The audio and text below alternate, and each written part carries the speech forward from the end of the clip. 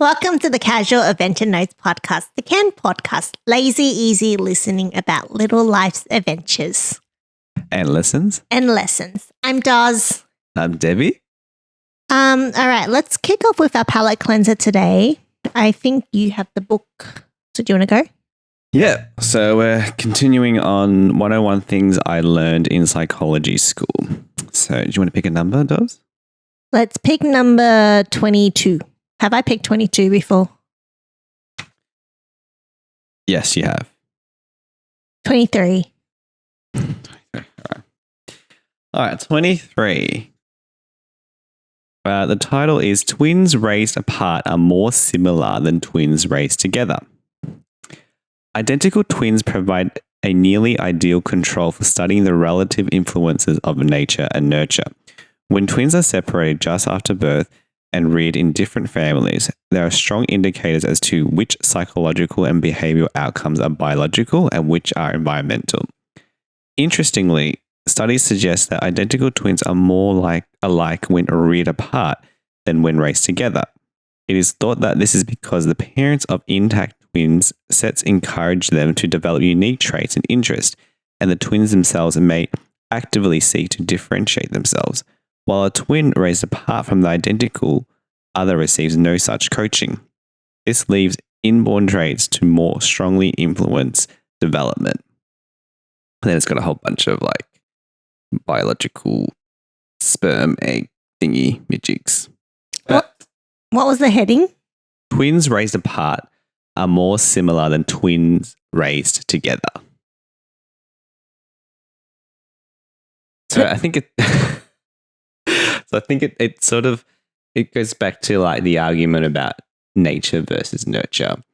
So the whole idea around having, when just say someone has twins and they're raising them together, the parents will have a bit more of a focus around, making sure that they grow up and develop their unique, individual characteristics. And that's a key focus, particularly of parents of twins, because they want to have them as separate people and not be seen as, a collective, duo. Whereas if they're raised apart, there's less of a focus, and that's where the nature aspect becomes more inherent because there's less focus on nurture. I guess that makes sense. It's just basically saying as a human you're complex, but there is fundamental traits. Yeah, pretty much. I think it's sort of there's things that you're born with and you can't really change. And sometimes that sort of ties in with medical conditions like, diabetes or, even sometimes hair loss. That's like a genetic thing. But, you as a person can set your own path and develop a personality based on the environment that you're in. That makes sense. Yeah. All right, let's dive into our main course today. So I've been starting to enjoy Szechuan, which is a pepper, I believe, and it's spicy, but it has a unique attributes that when you eat Szechuan, it has a numbing effect afterwards. Like your tongue kind of goes numb, but in a nice way, I promise. So the first time I had it, I didn't like it. One, it was so spicy and it made me sweaty. So physically, I felt uncomfortable because it was so foreign to me. But there was something kind of curious that triggered from it. I think because I've never had something that made me physically react like that. I was just that was weird. And then I don't know, it's like when you tell a kid not to touch a hot plate, they're going to touch the hot plate because they want to, what do you mean it's hot? How hot kind of thing. Yeah. So then I started eating Szechuan again. And I'm kind of a fan now. I'm still working up my spice tolerance, but I like it a lot. And it's very prevalent in Asian cuisine, particularly Chinese, certain province in China. The Sichuan province. Yes, because it's named after that town? I think so. That sort of logically makes sense. Yeah. Szechuan. It's so funny you say like, yeah, it's like, I don't know how to, because I actually really also quite enjoy it, but I also like spicy food in general. But yeah, I mean, like you know, sometimes you hit a limit where you're like full sweating and your tongue's like on fire, but you keep going back for it. And it's like something that's addictive about it almost. Yeah. Yeah, I like it the most in its dry form. And I think that might be a tolerance thing. I think I haven't built up because I think it's more common to eat it like within a hot pot form, like with liquid. But the first time I started enjoying it a lot and kind of coming back for it was it's famous to kind of eat these like giant skewers and they're deep fried. So it's like different types of proteins or salad. Like you can even put like cabbage on it. And they deep fry it and then they sprinkle with like a Szechuan based seasoning. Yeah. That was the first time that I started really enjoying it. I think I just had like a chicken like covered with that. And then I was like, oh my God, this is so yum. Kind of came back to try it. And then that was kind of my introduction to liking it. To enjoying it. Have you had it beforehand where it probably was like more intense first experience and then you probably got a little bit like almost, scarred? Yeah, it was just a bit much. Because those skewers ones are like a little bit, I guess it's like, I guess you call them entry level spice because, it's, you're probably not needing to like drink a bucket of water afterwards. So you can actually taste the food still. Yeah, it's that. I think it's just my talent. But I think there is like a science behind like as you age, your taste bud gets diluted. Diluted is not the right word where you can't, taste is not as strong as it used to be in comparison to when you were a lot younger. Oh, I didn't know that. Okay. So that explains why I keep like adding more salt to my food over time because maybe it's a case of my tongue not being as young as it used to be. Yeah, that's why there's like a common tendency among like the elderly to start enjoying food that is quite strong in flavors, such as like liver, when they're a lot older in comparison to when they're a lot younger, because for them that's flavor that is like they can actually like taste without having to add, too much salt or too much seasoning to actually get the flavor out. I wonder if that's the same case with like alcohol because like I actually really quite like whiskey now, but back in my like early 20s, I remember having it and I'm like, this tastes disgusting. And now I like really enjoy it. Yeah, potentially. I don't really know how the senses work in our body. My body didn't do very well in science, but like my understanding is there's fundamentally 4 senses, right? So there's taste, what we've been speaking about. I'm trying to say something else. There's fundamental flavors that you can taste. Yeah, it's another layer down. So beyond taste, there's like profiles. There's core profiles that you taste. So salt is one of them. So something salty, sweet is the other one. I think sour is one. And then I don't remember the 4th one. Spicy? It might be spice. Let me just look it up real quick. So I'm not sweet, sour, salty, spicy. That kind of collectively sounds right. Flavor profile. They all start with S as well. Oh, do they? Flavor profile. So Google says the term flavor profile refers to a dish or recipe's overall taste characteristic and sensory attributes. It encompasses the combination and balance of the various flavors, including sweet, salt, sour, bitter. Oh, bitter. It's bitter, not spicy. So sweet, salty, sour, bitter. So sweet is like your lollies, your fruits. Salty is like potato chips, soy sauce. Sour is lemon, lime. And bitter is, what's bitter? Bitter and sour for me are almost very similar. What is bitter? Bitter melon? Literally, that was the first thing I thought of, bitter melon, but I don't even think that's the first thing people think of. Oh, okay. So it's like kind of in that same family. So it's like Brussels sprouts, cabbage, kale, which true. Like if you, rocket salad, like that's a common one. That is bitter. Oh, rocket. Okay. So like, and that's not the same as lemon. So it is its own profile. Yeah, it's true. Lemon gives you like that, that look when you like eat it, the closed eye look, whereas bitter's like a little bit almost not as intense as sour, I would say. Yeah. And then there's I don't know if I was just bad at English or didn't pick this up, or it's more common now, but umami, so UMAMI, umami, Yep, is umami. also considered its own flavor profile amongst the culinary world. What is that?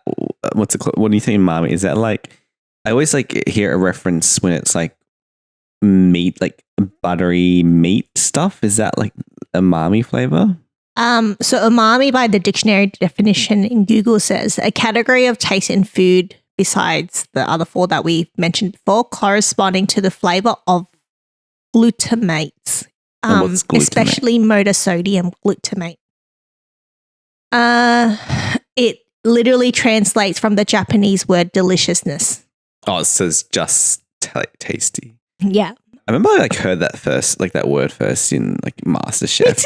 And then I was like, oh, and they like just kept using it throughout the whole season. I'm like, what is this umami? And they kept saying it for everything. And I was like, how can this word describe everything? But that makes sense now if it's like just deliciousness. Yeah. So when I heard it the first few times and when I started hearing it more news, you know how you can kind of like work out the definition based on the contextual use of something?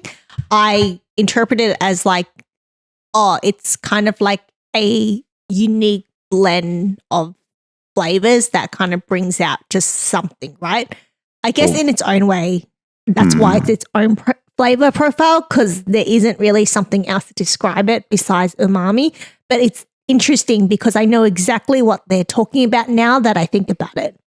So it's like a perfectly seasoned piece of protein, for example, would be umami. All right, that's where I get the meat reference or association from, because I always hear it said when it's like Wagyu meat or Korean barbecue, and particularly with like sukiyaki, where it's like very buttery seasoned meat with like a sauce on top of that.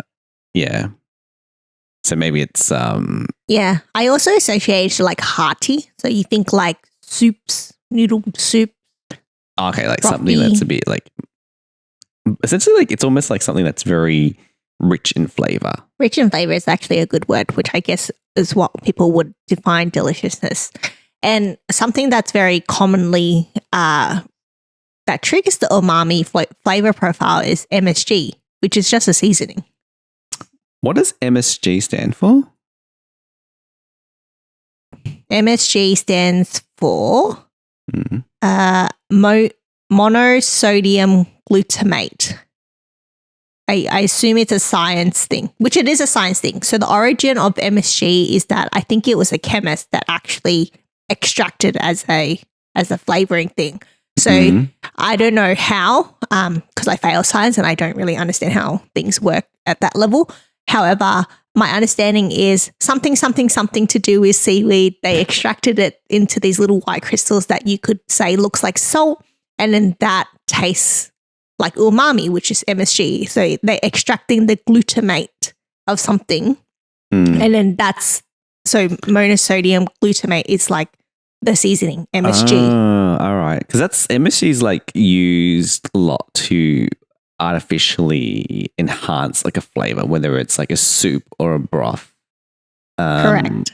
Because it's very like commonly, and I associate MSG, and I think a lot of people do, with pho. Like it seems to be like widely connected to being used in pho, because pho has a very deep, rich, is it a beef sort of stock or chicken stock? I don't know. I've never made it, but yeah, it's like a meat-based stock that is cooked for a long time to get that complexity of flavor, and then adding MSG just probably like brings it to that like god level, you know, of richness and yumminess. Yeah, that's what I would say MSG is. Like I've used it in my cooking as well. It's like equivalent of salt and sugar. It's something that you add to season and add flavor to your food. But I know there's a negative connotation with it. Yeah. It's like everyone's like, oh, after you eat it, you get like super thirsty and it's like bad for your body or something because of that reaction. But then I guess the same thing, you'd be like, well, salt also makes you thirsty too. But exactly, it doesn't really have the same negative association or connotation. And it's also, they're all artificially, well, salt's sort of naturally made, isn't it? Like sea salt. I guess that's the only difference is that MSG is Human created. isolatedly created by a chemist. So it's like something scientifically produced. But I think it's so underrated because there's actually a rich history behind it. So it's a Japanese origin. So it was found by a Japanese chemist. Wow. Yeah, so it's funny that you associate it to pho, which is a Vietnamese dish, but the origin of it is actually Japanese. And then the other funny thing is the most common negative connotation is to do with China as well. So it's just like they're just mixing up all the Asians at the moment.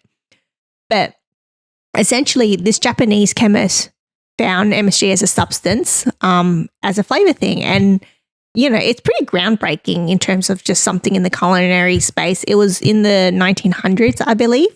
And then it took off in Japan first. And the way they marketed it, because at first everyone was like, ew, weird, it's a human-made seasoning. Like, how could that possibly be good? It's the same reaction people are having now with like lab-produced meat. Like, have you heard about that? Yeah, and there's like that whole thing around lab-created diamonds, not related to meat, but like people are like, oh, it's not naturally found, and you know, yeah, it's obviously got some, you know, a lot of skepticism and certain perception because it's not naturally formed by the earth or something. But a lot of things that are naturally formed by the earth also aren't probably super healthy. Yeah, but give it like 20 years and everyone will just kind of get used to it, adapt to it and be accepting of it. I think the same thing about AI as well, but yeah, that's a whole different topic. But anyways, so in Japan, they did have that immediate reaction to it.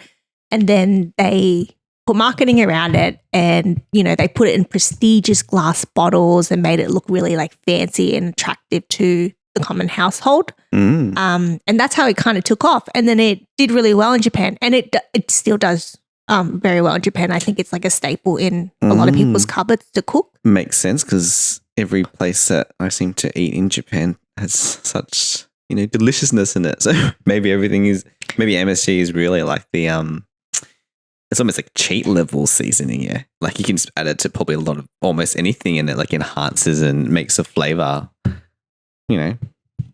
Yeah, it's unfortunate because like I know a lot of like food produce and restaurants advertise as a marketing ploy to be like, no MSG added as an appeal. But when I read it, I'm like, first of all, educate yourself. And second of all, man, like if your food is good, and sometimes it really is, imagine how good it would be with just a sprinkle of MSG.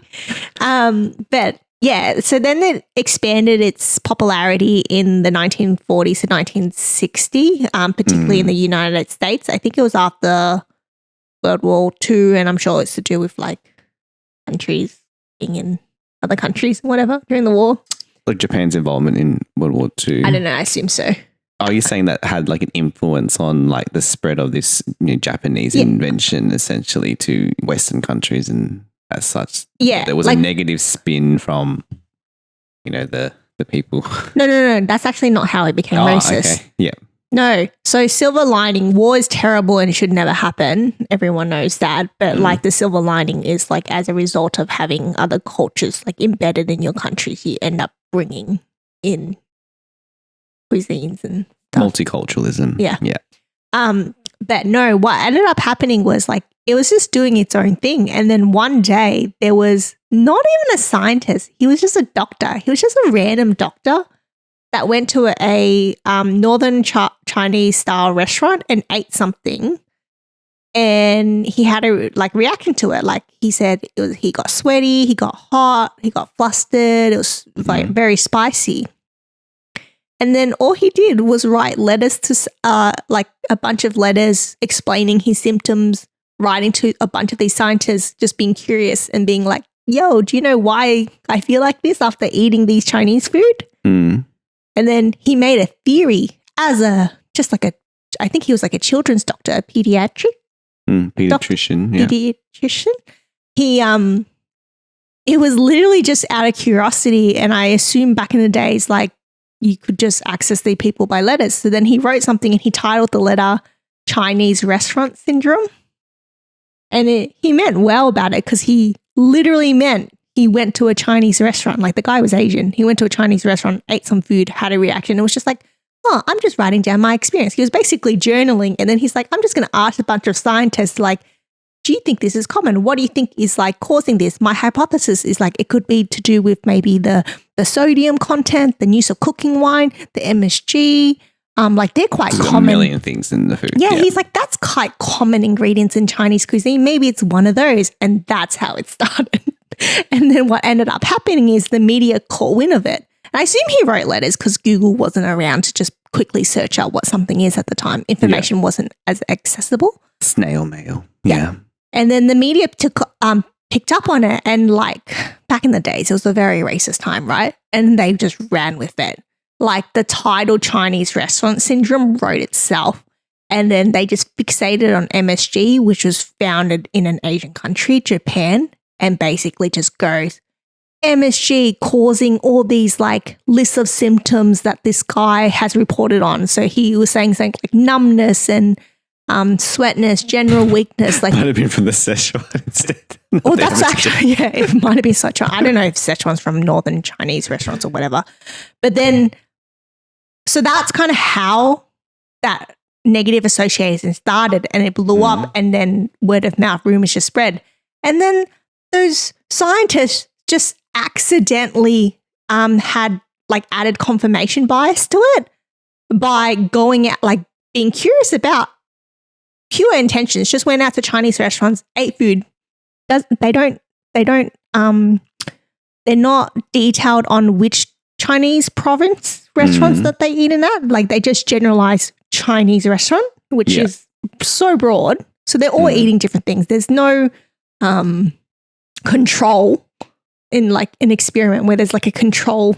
You're right.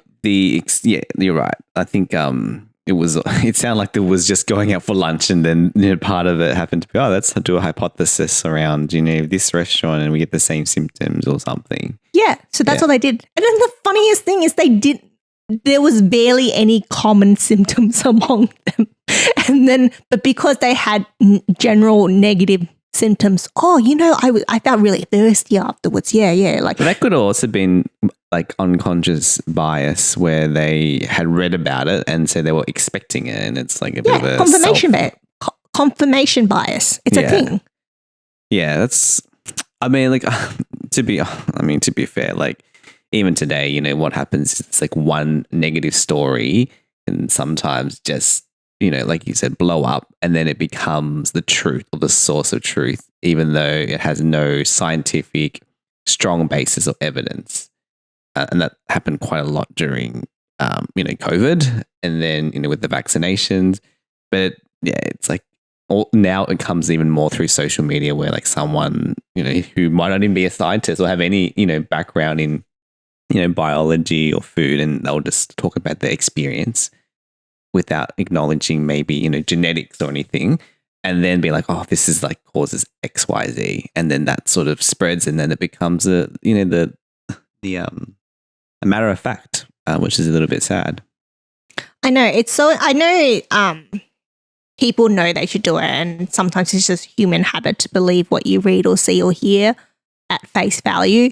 But I think if it's something more serious or could have a larger impact, I think it's important to do your due diligence and do your research, because it's actually, you're only 2 Google searches down. It's a 5-minute read to find out about that MSG story and to debunk the rumor that it's bad for you and it's negative. It's like equivalent of any other seasoning. The fact that it was inherently racist of where that bad association came from, like it doesn't take that long to find out. I only stumbled on it by accident because I had that negative association too. I thought it was just something that was like terrible for you. And then I was watching a cooking show. There's a popular YouTube channel called Mythical Kitchen. I think it's Mythical Kitchen. And they were just cooking something. They were adding MSG, and the guy basically, like as he was adding the MSG, just turns to the camera and goes, and kind of gave like a 2-sentence spiel about like how MSG was inherently racist. I was like, whoa, that was a statement. And then I just went to go search for it, and that's how I found out. Oh, wow. Okay. That's all it takes. Just do a bit of Googling. Just a little bit of research. Yeah. I had to go to the library like back in the day, but you can just, you can even do it even easier and just ask Chat GPT. I'm sure it'll give you the the summarized version. Don't even need to read the 5-minute spiel on Google. That's the thing, right? Like even with the internet now and information is so readily accessible, yes, it creates an avenue for false information to quickly spread or be around, but at the same time, it's also the other way around as well. It also means a lot of good information is out there and there's a lot of reach for things that people care about that they can find. Yeah. It's so social media, as much as it's, brought, people together, connecting people from, different areas of the world. There's so much like content, even like me, as I consider myself to be, somewhat intelligent. And I sometimes watch a lot of videos and I get like almost tricked into this person, particularly when they're selling products, and I'll like watch those videos and it's like those, I think of those infomercials back in the day, back on TV. And then I think about like, oh, those were like, seem like definitely like ploys or, or fake. But on social media, for some reason, I don't have that same, filter or thought process. Like I almost believe what I see. And it's not until I ask someone, they're like, that's actually fake. I'm like, oh, really? Okay. I don't know why. Maybe, I don't know whether it's because I'm still adapting to that mindset, or maybe because it's not like that professional staged one where it's almost too staged like you used to see back in the day. But yeah, it's there's a lot of what's it called? Fake news out there. Yeah, it's sad because it's good, and like everything is a double-edged sword. Like your strength is always going to be your biggest weakness. That's a very common thing to happen. It's interesting because when things blow up and become oversaturated online, something new comes up that makes it feel more trustworthy. So, for example, when everything was so heavily produced and then people stopped believing in advertising because they're like, oh, they're designed to manipulate you in a certain way. The next thing that really took off when internet was a thing and YouTube was a thing, for example, was authentic content. And then it became like honest reviews of products when they got like PR sponsored or they just went out to use it, and it was just like recount of their usage, and then that became a reliable piece of information. Yeah. But then, gosh, the world acts fast because now you can't even trust that because sponsored content is a thing now. So now they're getting now they have paid. to put that like hashtag ad now. Like that's a legal requirement to make a lot sure of regulation has been put in place to kind of help with that, which is good. I think it's a good thing.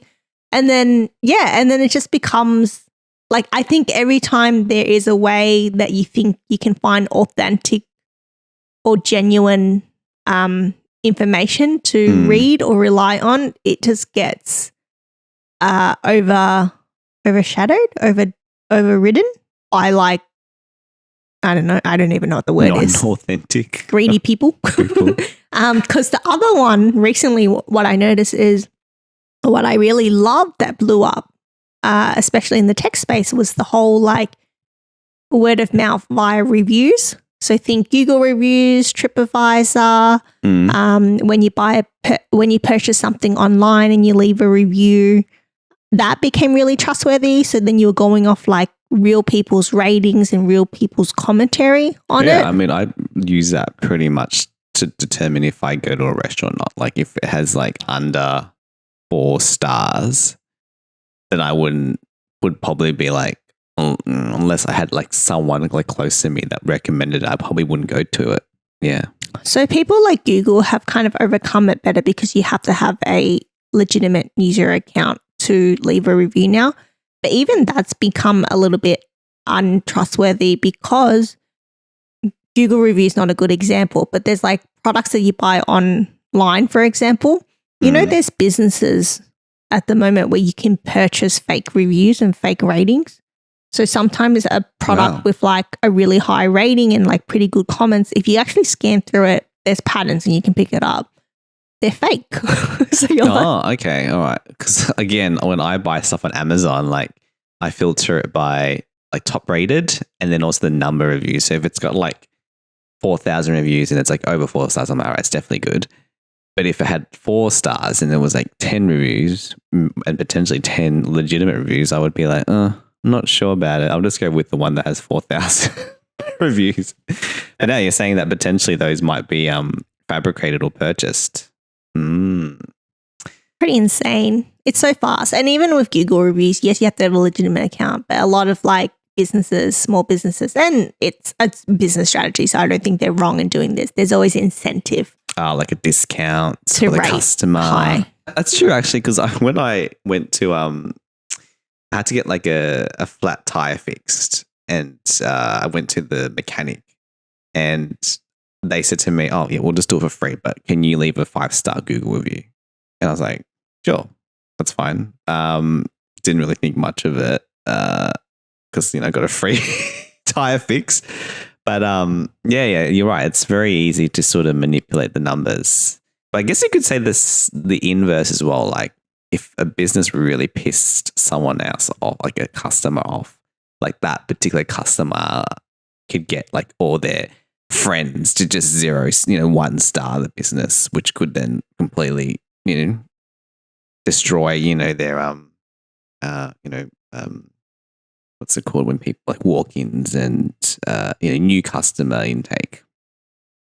Yeah. As much as you want life to be black and white and the world to be right and left, unfortunately everything's a scale and everything's actually grey. Makes sense. If the world was black and white, it would be a bit too simple and probably very uneventful. I know. Do you want to say anything else before we go into our dessert? No, I was going to just mention a really funny story because we're now talking about like, what's sort of false, authentic advertising. And I think particularly post-COVID, I've noticed a lot of more scamming becoming prevalent. And whether it's text messages around like, oh, you have a parcel. And I'm like, I did order something, but I didn't get any email from it. So, is it right? Is it not right? Now I know, if I didn't order anything, then it's definitely not it. And if I did get an email from a legitimate, OS post or whatever, then it's probably fake. But even like on like phone calls, like I get like 5-10 calls a week from random numbers and around like you're being summoned to court if you don't respond to this or pay money into this account. So yeah, I think just be careful, everyone. Like, a lot of things that might also seem legitimate, like a call from the ATO or a call from a certain, court or government department. It's if you haven't done anything wrong, then or haven't ordered anything, then it's probably likely a scam. The funniest scam I heard about that was pretty popular maybe a year ago. I don't know if it's been like cleared out or whatever, is with reviews. So a lot of companies and businesses try to counter the fake reviews by verifying purchases. So like physically having to send out a product. Oh yeah. So you put in like an address and stuff like that. So scammers went a layer out by purchasing like fake products and sending fake product out. So then like you'll just get a random like ring in the mail one day and your name is associated to that purchase. And then you are a verified buyer after that. And then using your name and address, which is scary. I don't know if it's random or if it's Target or one of the data breaches meant that they had people's information. But that was a common thing a year ago because I knew two people and 2 people was enough. Like that's too many people. That's so again such effort and almost ingenuity. If that energy was directed into the right direction where it was benefiting society, think what we could do.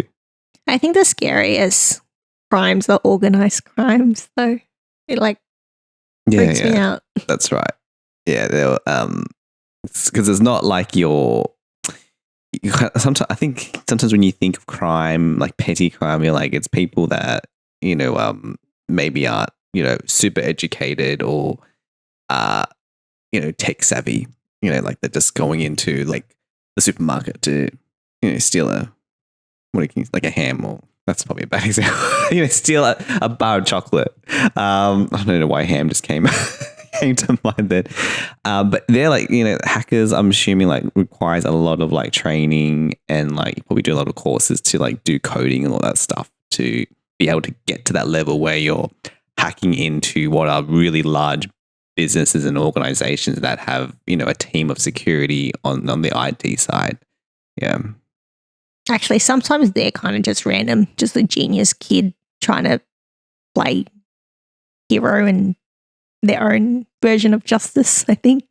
Oh, against the big $1 billion companies, yeah. Yeah, it's actually quite funny when it's just this isolated kid in a basement doing that. The scarier ones are when there's like organizations or teams of anonymous people that have deliberate like intentions behind of what they're doing. I think like a famous one is it called Anonymous Group? Anonymous?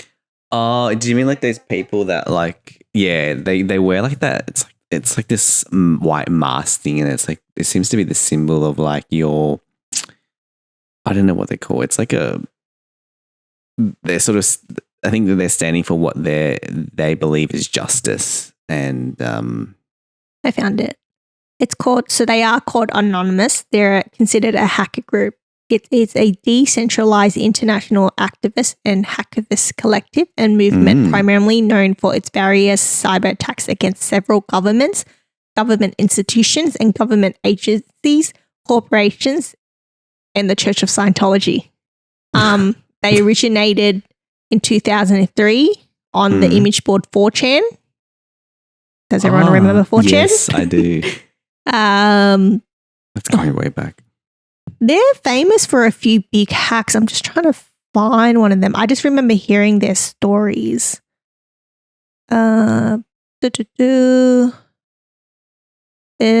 is nothing is showing up very quickly as I find this. I just remember, I think on one of my true crime podcasts, I heard about how Anonymous like stepped in to help basically the victims in it, and that's how I first heard about them.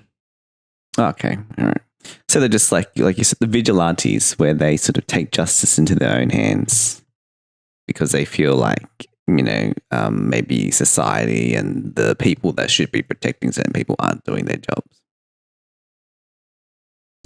Yeah, pretty much. Yeah, I can't read this Wikipedia It's a very enough. long page. You've been scrolling for a while. I'm trying to find like a. Is that like the same? Because WikiLeaks is like kind of like they do a sort of similar sort of work, but then for some reason the WikiLeaks founder Julian, I can't remember his surname. Everyone knows it's him, so it's a bit hard for him to probably do anything because it's all tied and connected to him as a person, and he can get charged, and that's probably what's happening at the moment. So that is what's happening at the moment with him.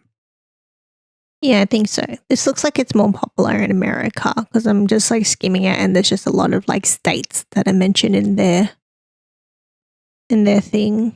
All right. Anyways, let's end on something a little bit lighter, which is our dessert. Dessert is gratitude of the weekday moment, whatever it is, to kind of appreciate the sweet moments in our lives at the moment. That's a hard one. Actually, I know. So today's like been my first day off from work for one day, and I actually haven't taken like an actual day off of work since like the end of last year, which is like almost 5-6 months, and I've just appreciated just being able to not look at my email or Teams and just focus a bit on myself, and whether it's doing errands around the house or other things. It's actually been really nice. So always invest in yourself and make time for yourself, even if it's just lying around and watching Netflix. I'm grateful for the company of pets or animals in general. I'm biased towards dogs because I own dogs. I am grateful for them making you feel really wanted all the time. Unconditional love. Literally unconditional. I have one dog. He's a little cavoodle. He stalks me around the house. And even though it can get a little bit annoying, a certain part of me is always like, oh, I feel so wanted all the time, which is a really nice feeling. I'm sure when he's like not around, you're like, where is he? Why is he not here? I miss him. He's pretty damn cute. Okay, cool. And then meal prep. So goals, upcoming things that we're doing or want to do that is worth calling out, or if we want to be more accountable for something. Mine's sort of tied in with my earlier one, where I think I just want to make sure I keep myself in check with doing stuff. Like today in my free day, I went to do a dental appointment, which I had not done for months, and I was overdue. So I'm hoping to keep doing those things to make sure. And it's kind of actually similar to what you said I don't know whether it was last podcast or the previous one, but checking in my health stuff. So doing my blood tests, which I have not done for years. I need to do that. But yeah, just making sure those things which can always slip behind the cracks and never get done, make sure I actually do them. Yeah. Something I want to do more of in the future is call my parents more and actually have like longer conversations with them and try to just ask them about their lives and stuff. There was something pointed out, I think in a different podcast or a video I was watching, where they said something pretty sad, which is, especially as you get older, if you move out of home, you take for granted how little you see your parents because life gets in the way and you start prioritizing other time. And unfortunately, life is a finite thing, and there's limited time. And if you think about how old they are, and let's say you move overseas or interstate, let's say you only see them twice a year. Imagine seeing them only twice a year and they're at whatever age and there's only 5 years left. You only see them 10 more times. Like that thought and putting like a number to it was really quite confronting. And although you might not be able to fly or see them all the time, every time, knowing that's coming up, and let's be honest, like life doesn't always allow that. A phone call is not that hard. Like a 5-minute, 10-minute meaningful phone call just to check in is not hard. So I just want to do that more often and make time for them. That's something I really want to make sure that I keep up with. That's really good. I think I've actually, when I have a call with my mum, I always now do FaceTime versus like call, because it's actually like, even if I can't see in person, I think it just makes it a lot more personable when you do that. And it's the same. I mean, you're getting charged the same pretty much, aren't you? Yeah, I know. It's FaceTime, so good. Whatever. Another example of how the positive of technology, it actually does allow more connection in a different way, which I think is lovely. All right. Thank you so much for tuning in, watching and listening to us. We appreciate you and we thank you. See you next time. Bye. Bye.